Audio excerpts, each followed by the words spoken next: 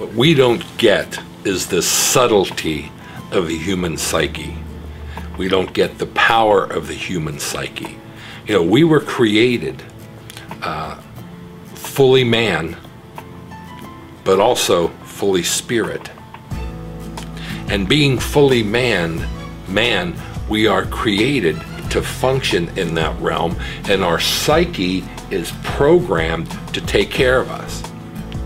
So it naturally, can I say instinctively? Better say naturally. Some of you might get flustered if I say instinctively. Our psyche dismisses things it can't understand. It is only when we can move past the psyche to spiritual understanding can we begin to see the Lord and see the things that He wants to do for us. But the power of the psyche dismisses the things of spirit.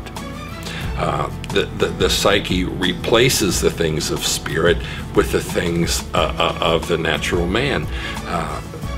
If it feels good, then it must be good, and therefore I can dedicate my life to it. That is not a problem.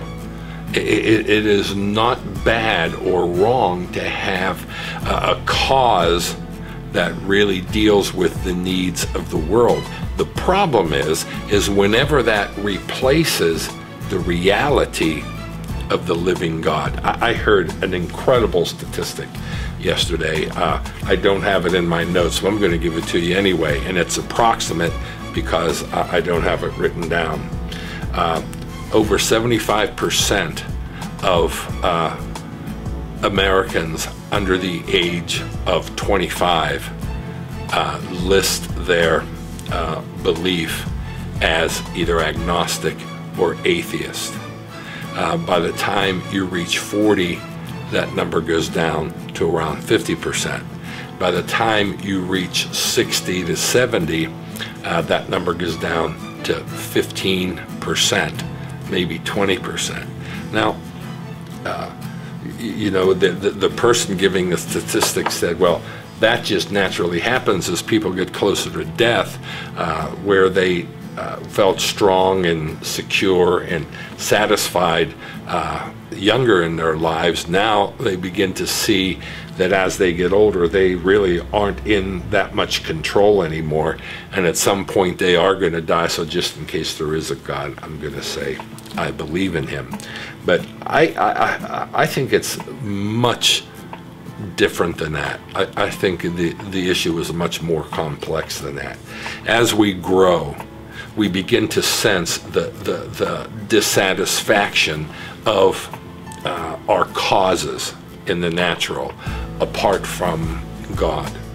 And so we tend to overrule our psyche and begin to look for something greater. Now remember, there's nothing wrong with the natural cause, only though unless it replaces the real work of the Holy Spirit, unless it replaces the reality of God in your life, and then the kind of fulfillment and discernment and life that we want to live is simply not there.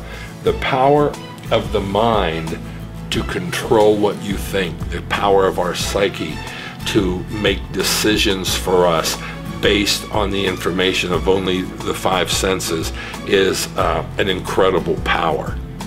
And that spills over into the spirit realm by dismissing the things of the spirit rather than be willing to at least give them a shot, give them a listen.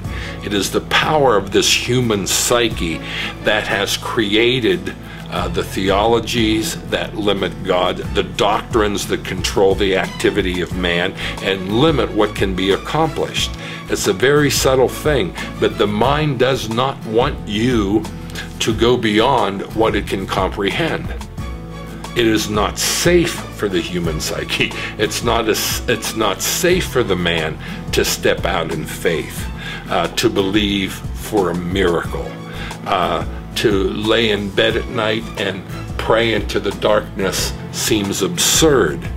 Now, but you got to think about this for a minute to understand why the human psyche wants to eliminate this. Take myself, for instance. I like my most powerful time in prayer is at night when I go to bed. I can lay there for an hour, hour and a half, or sometimes longer, and it's quiet, no distractions, no phone calls or emails or text. And I can just lay there and pursue the Lord. So here I am, I'm laying in bed, and it's dark, it's quiet, my eyes are closed, I'm praying in my mind, and I'm speaking into the darkness in my mind, not even out loud, asking God to help Destiny Image Europe with the answers it needs to publish books. And then my thoughts go to my son, Stefan, who is pursuing an acting career in Phoenix, Arizona. So I am praying for him in the darkness, quietly to myself, and yet I believe that God hears me, and in the quietness of the blackness sends his angels and his power both to Italy and Phoenix to help these people that I've prayed for. I have 100% confidence in that. And you talk about the power of prayer, you talk about the power of understanding the supernatural, and guess what? You do it all the time as well. But you were able to overcome the psyche of man and the controls of your mind that says, this can't be, you're wasting your time, you're crazy, and yet you believe it. Now, let's understand that people who haven't experienced this now have the ability to control this supernatural activity by creating with the mind limitations on what God can do. We take the supernatural out of who God is because we make him acceptable, believable, and containable to our own minds. That's what the power of the human psyche is, and that's how our minds and our intellectual, theological friends will create doctrines and theologies that limit God and fit more in the believable human psyche. People like that will not hear the voice of the Lord. People like that will not be able to discern anything beyond what the five senses can touch. And my concern for them, and you, if you're in that position, is that you're simply going to miss most of what God has for you in this life. And I really don't want you to miss that. Remember, Jesus prayed, thy kingdom come, thy will be done on earth as it is in heaven.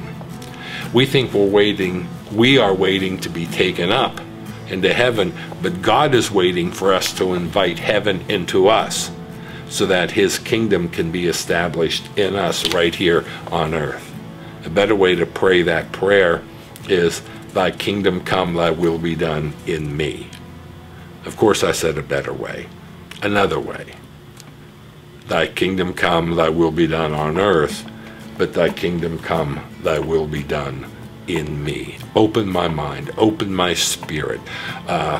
Give me power over my psyche and over my mind, that I can hear things that my mind, my psyche just doesn't want to hear.